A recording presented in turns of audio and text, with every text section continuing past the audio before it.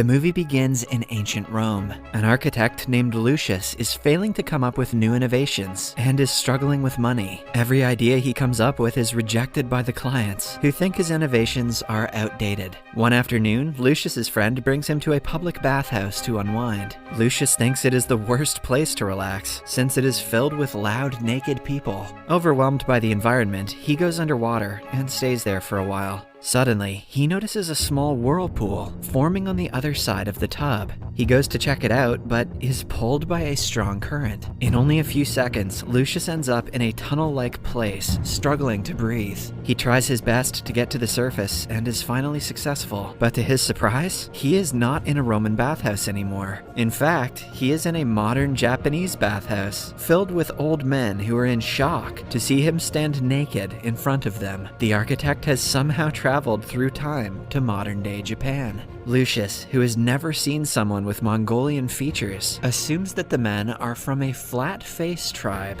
After recovering from the shock, Lucius notices that the place is more advanced than any bathhouse he has ever seen. The baskets, taps, and massaging device all blow his mind, as he regrets not thinking of these innovations himself earlier. He also accidentally enters the women's changing room and is knocked out by a screaming old lady. Then, we are introduced to a struggling manga artist named Mami. His appearance gives her an idea for a new character, hence she starts drawing his portrait. A while later, Lucius wakes up and is given a bottle of flavored milk. He is yet again baffled by the sweet and cold taste of it. In fact, it is so good that it makes him fall unconscious for a second time.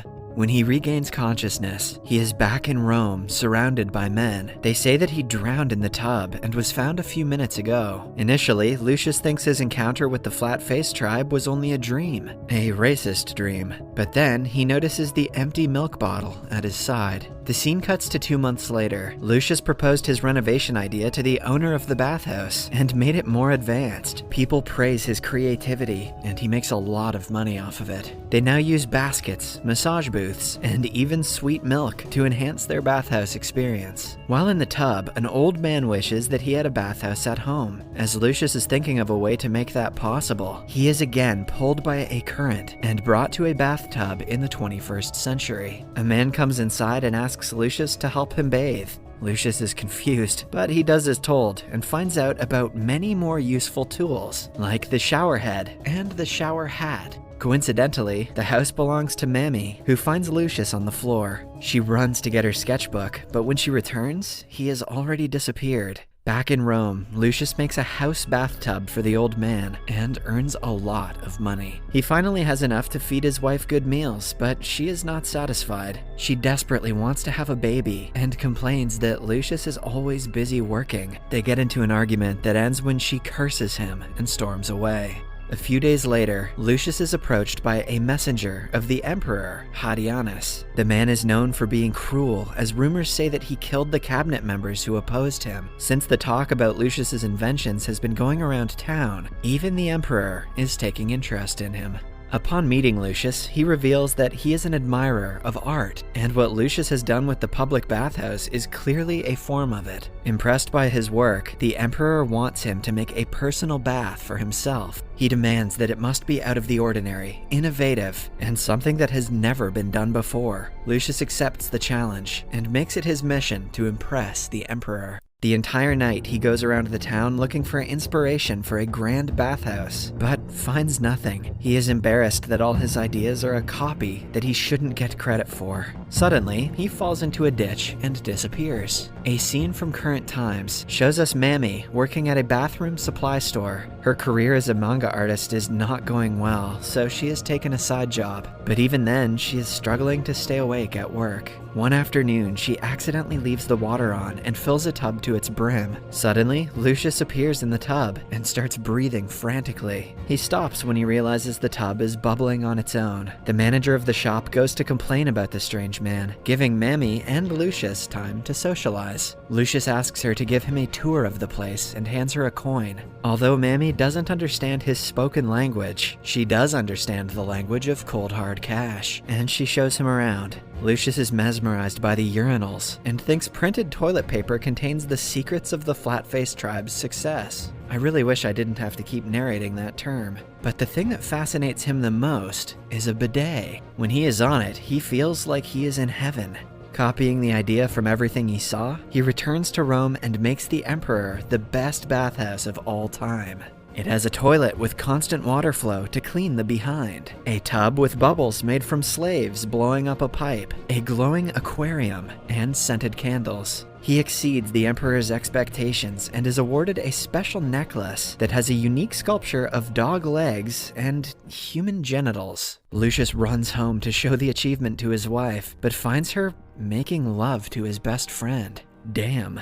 In the future, Mammy returns to her small hometown after repeatedly failing to generate ideas for a good manga and being kicked out of her side jobs. She starts working in a local bathhouse and studying ancient Roman history. The coin she received from Lucius and his disappearance has intrigued her, and she wants to know if he is actually a person from the past. Back in Rome, Lucius has lost the will to live after his wife ran away with his best friend. One day, he is approached by a messenger who is worried about the emperor. It turns out that the emperor lost his son recently and thinks that a crocodile is his reincarnation.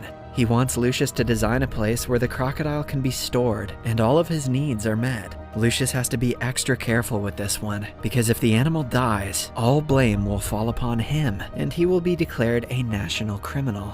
Following that, Lucius goes back to the emperor's bathhouse to check the water flow at his request, but when he enters the tub, he is pulled into the future for the third time. He comes outside and finds himself in a cage, stuck with crocodiles. It turns out he is in a crocodile sanctuary. At the same time, Mammy is also at the sanctuary with a date, who she doesn't like. She tries her best to get rid of the guy and is happy upon seeing Lucius inside the cage. She brings him out and shows him around the sanctuary, forgetting all about her date. Lucius learns how to take proper care of crocodiles and their preferred habitat. Mammy also takes him to learn archery to see if he is really a Roman man. He hits all the targets, confirming her suspicion. A while later, he ends up in a hot spring, which takes him back to his time. A few months later, the emperor gets a perfect place to breed his crocodile son. He has even started to treat Lucius like family, inviting him to the palace frequently. Everything is going well in the city until one day, the emperor is informed of the rebels making an attack on his troops. They are not happy with his rule and want to dethrone him at any cost. The emperor's soldiers and the rebels fight a long and hard battle that goes on for more than a year. By now, the emperor has grown old and is ready to retire. He plans to leave the throne to his nephew, Sionius. For Sionius' first project as the emperor, he is going to build a new bathhouse to gain the people's support. Hence, the emperor wants Lucius to help his nephew in the project. This is a problem for Lucius, because his principles do not align with Sionius, who is arrogant and proud. Lucius knows that if he becomes the emperor, the fall of the Roman Empire is inevitable. Hence, after giving it much thought, he goes to Sionius and refuses to work for him. Sionius reminds him that going against the emperor is treason, punishable by death, but Lucius remains adamant. He goes to a fellow architect and begs him to take the project. However, the man is furious at Lucius for being the reason he is broke. They get into a fight, and Lucius is pushed into a wall. In the next scene, he is with the flat-faced tribe again. He is hurt, but they are taking care of him as their own. They bring him to a hot spring where he can rest and recover. It is said that if he bathed in the water of a spring, a person can heal quickly. They also give him fermented alcohol, which burns his throat. Then, Lucius meets Mammy, who has learned to speak basic Latin. She asks him his name, but Lucius is so drunk that he falls on top of her, and the two drown in the lake. When they wake up, they are in Rome. Much to Mammy's amazement, she finds out that Lucius is about to be executed for refusing to oblige the emperor's order. Worried, she tries to convince him to take the project, but it doesn't work. Lucius leaves home with his luggage to save his life. Meanwhile, in Japan, the group of old men are looking for Mammy when they fall into the lake. Like Lucius, they also get stuck in a whirlpool and are brought to the past. Lucius is on his way to a different city when he comes across a natural hot spring on a hill.